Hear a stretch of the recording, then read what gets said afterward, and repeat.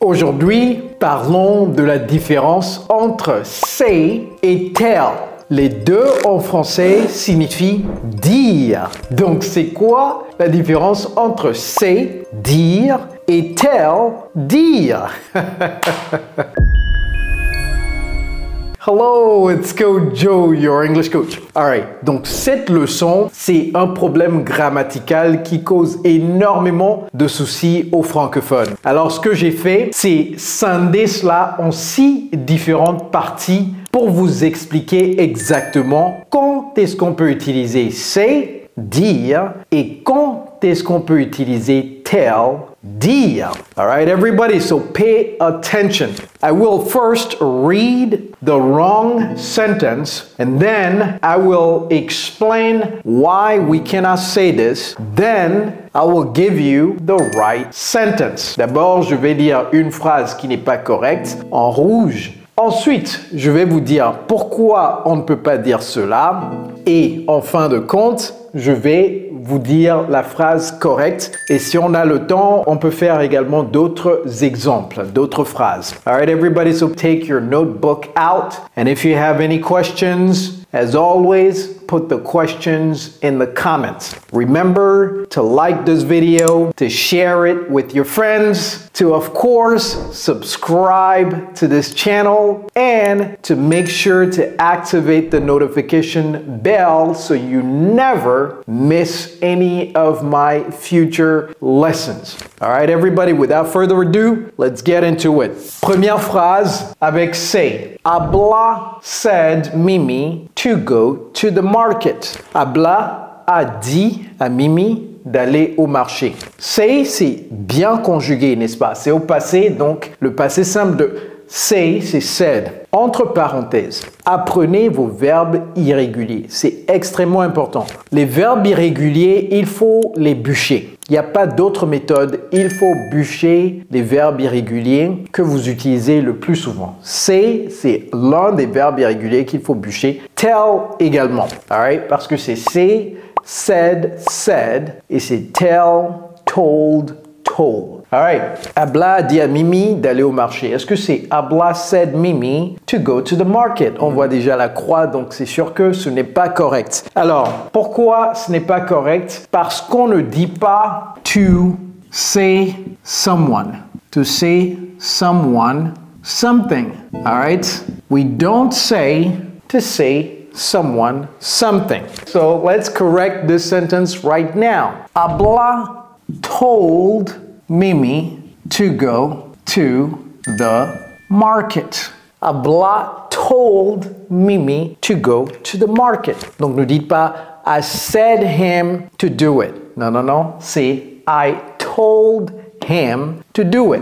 J'ai laissé un peu de place ici parce que je me suis dit, bon, on va faire également la forme interrogative de cette phrase parce que ce que j'ai remarqué, c'est que c'est très difficile aux francophones de poser des questions en anglais. Ce n'est pas évident. Donc, on va faire cette même phrase, mais à la forme interrogative cette fois-ci. Did Abla tell? Donc, vous voyez, puisque j'ai déjà conjugué l'auxiliaire, je ne conjugue plus le verbe. Je ne vais pas dire did Abla told. All right, donc c'est did Abla tell Mimi to go to the market? Point d'interro. Did Abla tell Mimi to go to the market? Maintenant, si on veut dire Abla n'a-t-elle pas dit à Mimi? Là, vraiment, ça pose énormément de problèmes, n'est-ce pas? La forme interro-négative. Bon, d'abord, la forme contractée, c'est didn't, tout simplement, n'est-ce pas? La forme négative de did, c'est didn't. Et ça, on l'appelle forme contractée. Parce qu'il y a une autre forme qui est la forme non contractée, qui est did not. Alors, regardez très bien. Lorsque je dis didn't, je mets tout le didn't avant Abla. Didn't Abla tell Mimi to go to the market? Cependant, lorsque c'est décontracté, c'est-à-dire lorsque cette forme n'est pas contractée, le note passe à droite de Abla. Ok, ça passe à droite du sujet ou du pronom. Donc ici, on va dire did Abla not. Ce n'est pas did not Abla. Did Abla not tell Mimi to go to the market? All right. Donc on a fait la forme affirmative, on a fait la forme interrogative et la forme la plus difficile, interro-négative non contractée. Donc maintenant, vous n'allez plus jamais oublier de dire to tell someone something. Ce n'est pas to say someone something. All right? Deuxième phrase. Estelle said me that she was sad. All right, so here we don't say, parce qu'on ne dit pas to say someone that something happened. C'est la même logique, ok? Donc ici, on peut dire we don't say someone to do something. Je vais compléter cela. Je vais mettre to do something pour que ça soit clair. Pour faire la différence entre ça et ça, we don't say someone to do something. Okay, we don't say someone to do something, and here we don't say someone that something happened. Donc cette phrase, la bonne forme c'est quoi? Estelle told me. Okay, Estelle told me that she was sad. Estelle told me that she was sad. Au fait, apprenez comment on dit les émotions en anglais. Les émotions basiques, comme la tristesse, la joie, la colère. Apprenez ça. It's very important. Estelle told me that. Okay? Ici, c'est Abla told me to. Ça, c'est suivi d'un verbe. Ça, c'est suivi d'une autre proposition introduite par that. Alors, on va faire la même chose. On va faire le même exercice, mais maintenant plus rapidement. Donc, cette phrase affirmative à la forme interrogative devient quoi? Maintenant, vous êtes des pros, donc on y va très rapidement. Vous vous rappelez, j'ai dit de ne pas reconjuguer le verbe parce que l'auxiliaire est déjà conjugué. Il est tell me that she was sad, point d'interro, et à la forme interro-négative, on suit la même logique que ça. Le note passe à droite du sujet. Did Estelle not tell me that she was sad? All right? You understand so far, right? It's not that difficult, but you need to practice. Practice makes progress, and eventually, practice makes perfect. All right, let's continue. Kwasi told that he likes coffee. That is not correct because we don't say to tell something. We don't say to tell something, okay? What do we say? We say to say something, all right? So in this example, we will use the verb to say. So we will say, Kwasi said that he liked. Okay, so here we can do two things. Ici, on peut faire deux choses. On peut soit dire, Kwasi said that he likes coffee, au présent simple de l'indicatif pour marquer que il aime toujours le café, ou bien lorsqu'il me parlait, il avait dit qu'il aimait le café. Dans ce cas, on va dire Kwasi said that he liked, au passé simple, coffee. Les deux sont corrects, ça dépend du contexte. Ici, je vais le laisser tel quel pour ne pas vous troubler, that he likes coffee. Au fait, est-ce que vous aimez le café? Do you like coffee? I don't drink coffee. If you like coffee, put it in the comments. Say in a comment if you like coffee and why you like coffee. Or perhaps you like tea. Si vous aimez le café, mettez ça en commentaire et dites pourquoi vous aimez le café. Parce que moi, j'ai jamais bu de café. Je ne comprends pas pourquoi les gens en boivent. Mais si vous en buvez, mettez ça en commentaire. Expliquez pourquoi vous aimez le café ou bien peut-être que c'est le thé. So put it in a comment. Alright, so Kwasi said that he likes coffee. Forme interrogative, on suit la même logique. Puisque c'est au passé simple, on va toujours commencer par did. Et si j'ai dit qu'il ne faut pas reconjuguer le verbe parce qu'on a déjà conjugué l'auxiliaire, n'est-ce pas? Donc, ça c'est le verbe say, tout simplement. Did Kwasi say that he likes coffee? Okay. Did Kwasi say that he likes coffee? Et la forme interro-négative suit la même logique. Did Kwasi not? Ou bien didn't Kwasi say? All right? Donc si vous voulez la forme contractée, c'est didn't qui vient avant quasi, il n'y a plus rien là-bas, il n'y a plus de not. Vous enchaînez immédiatement avec C, ou bien la forme non contractée, vous mettez le not après quasi.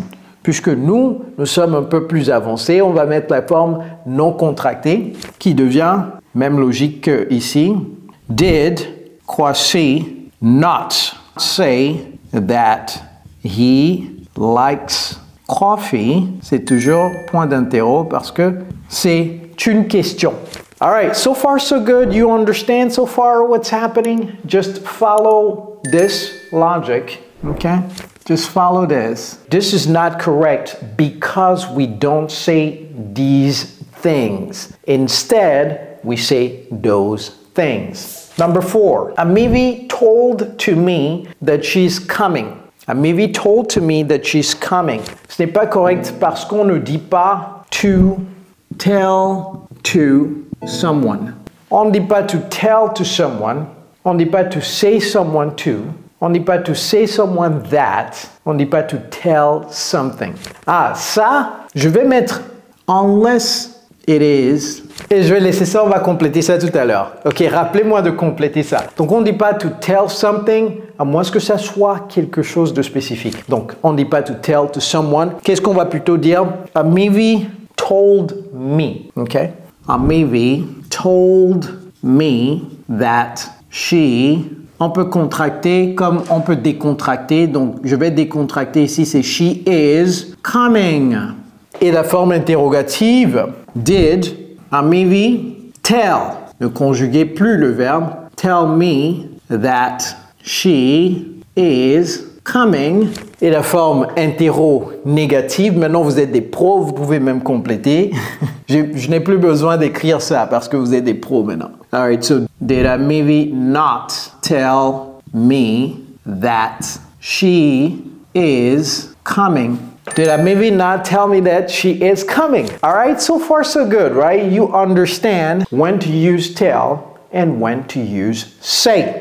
Okay, it's almost the same example. C'est presque le même exemple en fait. J'ai juste changé la deuxième proposition. Amivi told to me that she is cold. Je pouvais laisser la même phrase, mais c'est parce que je veux réécrire ça d'une autre façon. Ok? Donc, on ne dit pas, c'est toujours la même chose. On ne dit pas to tell to someone. Ici, comment va-t-on réécrire cette phrase? Voici comment on va réécrire cela. On ne va pas utiliser le verbe tell, mais non, on va utiliser le verbe say. Donc, c'est Amivi said to me that she's cold. Amivi said to me. Donc, to tell someone is the same as to say to someone. Okay? To tell someone equal to say to someone. C'est la même chose, il n'y a pas de différence. All right?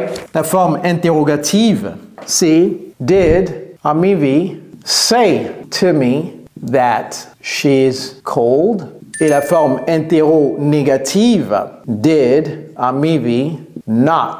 Ça passe à droite du sujet, not, say to me. Alors, vous voyez comment j'ai prononcé say to me, j'ai dit say to me. Donc ça devient de say to me. J'avais oublié de mentionner quelque chose parce que je l'ai déjà expliqué dans une autre vidéo. Avoir froid ou avoir chaud, en anglais, ce n'est pas l'auxiliaire avoir. Vous avez remarqué ça? Elle a froid. J'ai pas dit she has cold. J'ai dit she is cold. Elle a chaud, she is hot. Maintenant, il y a une expression qui utilise cold avec l'auxiliaire avoir, c'est avoir le rhume. Avoir le rhume, c'est to have a cold. Notez ça quelque part, to have a cold. Et donnez-moi des exemples dans les commentaires. Faites une phrase avec to have a cold et to be cold. Deux choses complètement différentes. All right? On termine en beauté avec Does Kojo always say the truth? Bien sûr que je dis toujours la vérité.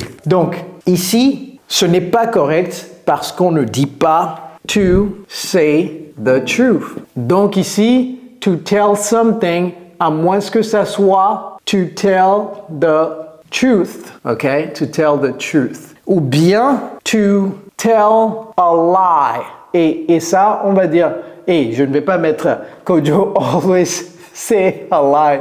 Mais je veux dire, parce qu'on ne dit pas to say the truth et on ne dit pas to say a lie. Okay? Dire la vérité et dire un mensonge, c'est to tell, ce n'est pas to say. Okay? Donc, ici, j'ai déjà donné la réponse. Donc, on va dire, does Kojo always tell the truth? Et la réponse est quoi? Of course.